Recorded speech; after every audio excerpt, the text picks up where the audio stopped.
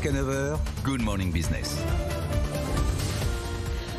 Bonjour Philippe Vivien, merci d'être avec nous. On vous laisse le temps de vous installer. Vous êtes un peu haut, je pense qu'il faut vous baisser un tout petit peu. Vous serez peut-être plus à l'aise. Vous êtes l'ancien DRH d'Areva, vous travaillez aujourd'hui chez Alixio, directeur général. On va parler avec vous de la rentrée sociale. Quand on sonde, nous les entreprises ici à BFM Business, ça ne se passe pas si mal. Pour l'instant, on dialogue toujours. Bien sûr, non, mais le dialogue social s'est pas arrêté. Il a été fort au début d'année. Classiquement, la période des négociations salariales est intervenue au premier trimestre. Il s'est poursuivi au deuxième trimestre, toujours sur ces sujets, avec parfois de la nécessité de remettre sur le tapis un certain nombre de propositions au regard de ce qui avait été prévu initialement. Rappelez-vous, on est parti l'année dernière avec une inflation à 3%, on sort en ce moment à une inflation à 6%. Il est évident qu'il fallait dans les entreprises reprendre l'initiative de la négociation sur le sujet. Puis très pragmatiquement, on va voir arriver dans les jours ou dans les semaines qui viennent les conséquences du pacte inflation du gouvernement qui va régénérer un certain nombre de mesures qui pourront être négociées au sein des entreprises. Alors c'est une bonne nouvelle, mais c'est presque contre-intuitif parce que parfois quand on regarde le contexte politique et social à l'Assemblée, etc., on se dit il y a des risques d'embrasement. Mais en fait vous dites non, parce que finalement, même si les syndicats et les salariés sont plutôt en position de force pour négocier les salaires, les entrepreneurs, ils ont conscience que c'est nécessaire. En plus, eux aussi doivent conserver les talents. Bien sûr. Et donc, il y a une conjonction d'intérêts. Mais il y a une conjonction d'intérêts aujourd'hui, compte tenu de l'activité, pour faire en sorte que les entreprises aient des salariés engagés qui permettent de réaliser le chiffre d'affaires dont on a besoin. Je crois que les choses sont claires de ce point de vue. Et ce qui va être en revanche important, c'est de voir comment tout ça va évoluer. Est-ce qu'on est, parce que c'est quand même le grand pari, est-ce qu'on est sur une inflation forte en 2022 avec le début d'une redescente en 2023, ça va quand même être le point important. Ou est-ce qu'on est parti pour, après une année à 6%, qui ressemble d'ailleurs plus à 8%, c'est 6 plus 2 de bouclier énergie. Est-ce qu'on redescend ou est-ce qu'on reste à 5-6%, ce qui modifie fondamentalement les politiques salariales et les politiques d'emploi des entreprises. Enfin, je crois qu'il va falloir ça va être ça maintenant, la croisée des chemins.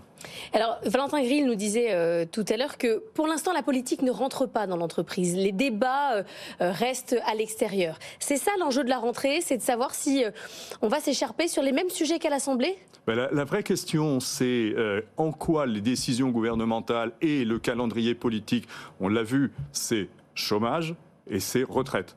En quoi va-t-il impacter la négociation dans l'entreprise ? Vous l'avez dit précédemment, on voit bien que cette manifestation, cette journée d'action du 29 septembre aujourd'hui, pas tellement prendre. On ne voit pas bien comment ça pourra prendre. Au fond, ce que ça veut dire aussi, c'est que, ça on le savait, mais c'est la preuve que les syndicats sont de moins en moins représentatifs au sein des entreprises et qu'au fond, ce qui est en train de se passer, c'est des négociations entre les directions, les représentants des salariés, mais pas forcément sur un contexte syndical et politique.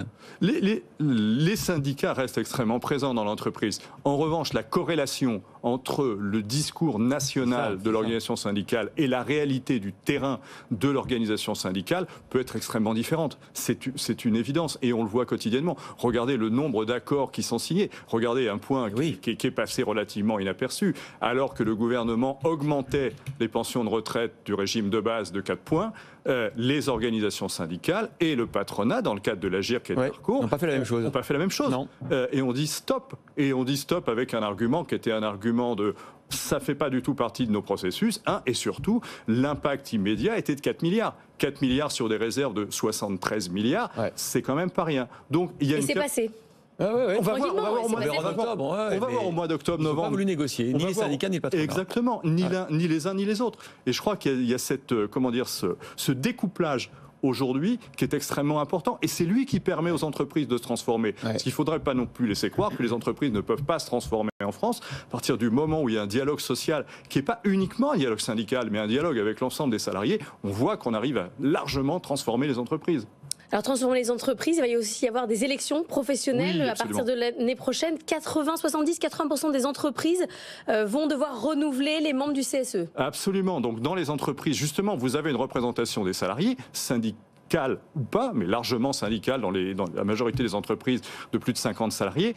Et pour la première fois, finalement, dans l'histoire, pratiquement toutes ces entreprises vont devoir réélire les salariés vont devoir réélire leurs représentants. Et vous savez très bien que, quelle que soit la nature d'une campagne préélectorale ou électorale, elle pousse toujours à la revendication. Elle pousse toujours à aller chercher un peu les extrêmes. Et donc ça va être aussi un sujet qui est extrêmement important. Pour 2023. Pour 2023.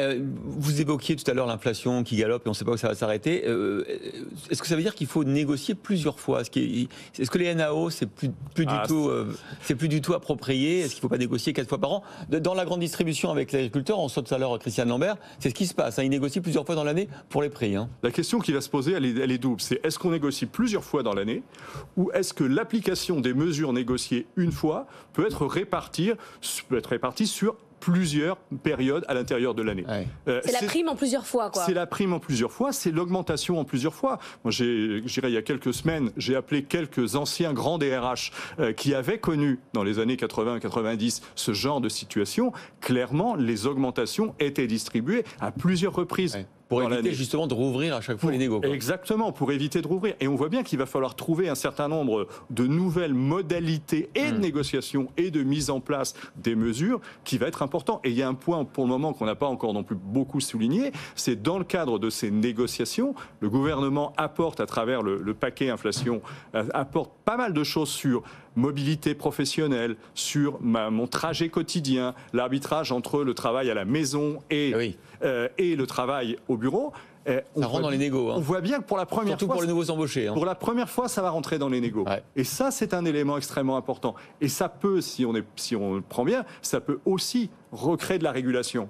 Encore une question, on en profite parce qu'on vous a sur ce plateau, Philippe Vivien. Est-ce que vous avez l'impression que jusqu'à présent le marché du travail tient? On avait les chiffres, on dit c'est incroyable, malgré le contexte, on embauche, on crée les emplois. Est-ce que c'est toujours le cas cette rentrée selon vous? Je pense que ça va se ralentir.